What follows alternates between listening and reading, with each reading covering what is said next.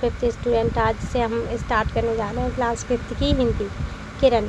अरे किरण, तू उड़कर इतनी जल्दी आज चली आई। मैं तो बिस्तर में से अपने अब तक नहीं निकल पाई।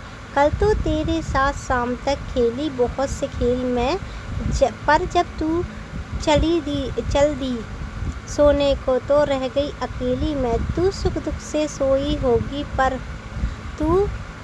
से सोई होगी पर मुझको नींद नहीं आई। परी कथाएं पढ़ते पढ़ते बड़ी देर में सो पाई। कहने लगी किरण, यह सुनकर मैं ही हूँ, कब सो पाती, तुम्हें सुलाकर एक दूसरी दुनिया में ही जा पाती। बच्चे जब बिस्तर में सोए होते हैं उन्हें जगाती हूँ।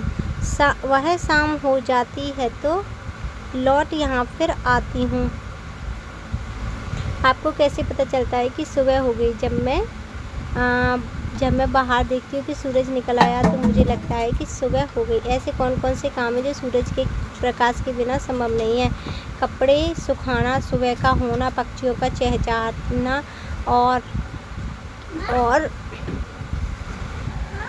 रोज़मर्रा के बहुत से ऐसे काम हैं जो सूरज के बिना संभव नहीं है। सुबह और शाम में से आपको कौन सा समय अधिक अच्छा लगता है? क्यों? मुझे सुबह और शाम में से सबसे अधिक अच्छा समय लगता है सुबह का, क्योंकि सुबह उठकर हम आसानी से पढ़ सकते हैं और उस समय पर किसी भी इंसान की कोई आवाज़ नहीं आती। किरण के अनुसार वह मुख्य रूप से कौन सा काम करती है?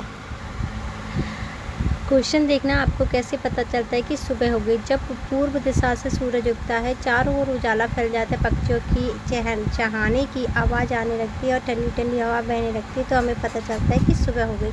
ऐसे कौन से काम हैं जो प्रकाश के बिना संभव नहीं है?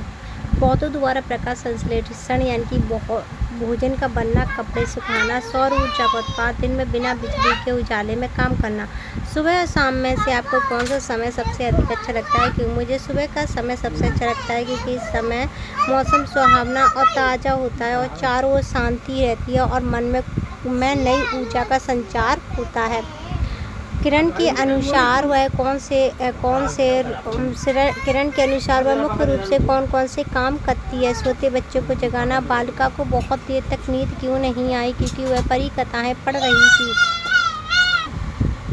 जब किरण आई उस समय बालिका क्या कर रही थी? वह सो रही थी बिस्तर में। सोचिए और लिखिए, किरण ने दूसरी दुनिया में जाने की बात क्यों कही? पृथ्वी गोल है। जब हमारे यहाँ रात होती है तब पृथ्वी के दूसरे भाग में दिन होता है, इसलिए किरण जब यहाँ से जाती है तो पृथ्वी के दूसरे हिस्से में बच्चों को जगाने चली जाती है।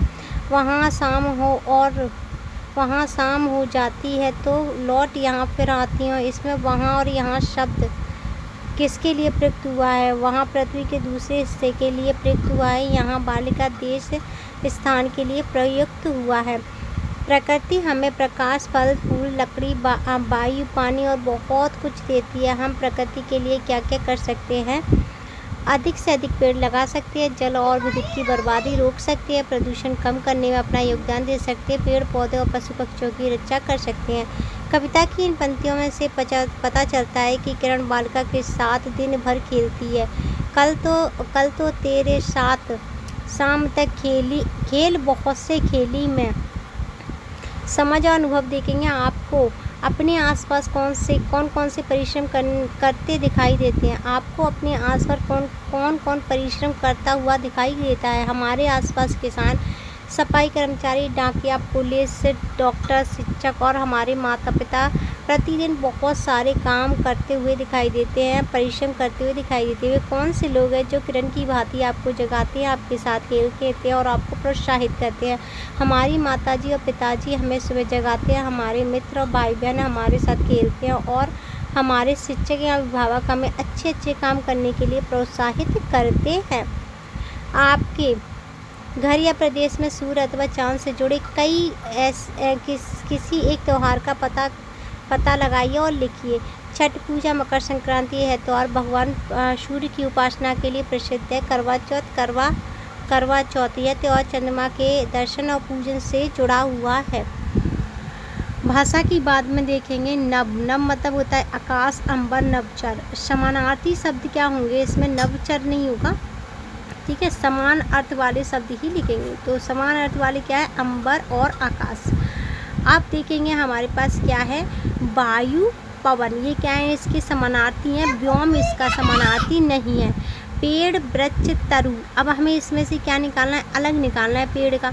तो पेड़ का अलग क्या होगा, वृक्ष तरु, क्या होगा, वृक्ष तरु। विशाल मतलब होता है बड़ा।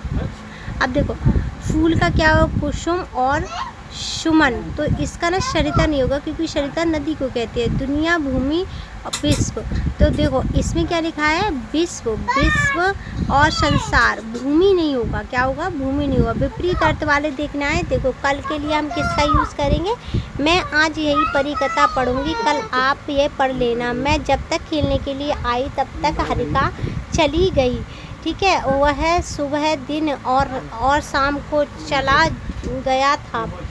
अब मेरे जगने और सोने के समय निश्चित है। दिन और रात कैसे होते हैं, हमारी पृथ्वी गेंद की तरह गोल है, अपनी धुरी पर घूमती है, सूर्य की परिक्रमा करती है, पूर्ण निरंतर प्रकाशित होती है। पृथ्वी का जो भाग सूर्य की आगे की ओर होता है वह दिन होता है, जो भाग पीछे की ओर होता है उधर रात होती है। सुनीता विलियम्स के बारे में, सुनीता विलियम्स भारतीय मूल की अमेरिकी अंतरिक्ष यात्री यानी कि एस्ट्रोनॉट है, जिन्होंने अंतरिक्ष में कई कीर्तिनाम स्थापित किए। कीर्तिमान, पेड़ का जादू, विनोद कुमार शुक्ला की रचना। पेड़ का जादू के अनुसार पेड़ लगाने से चिड़िया और गिलहरी अपने आप आ जाते हैं। पेड़ हमें शीतल छाया प्रदान करते हैं।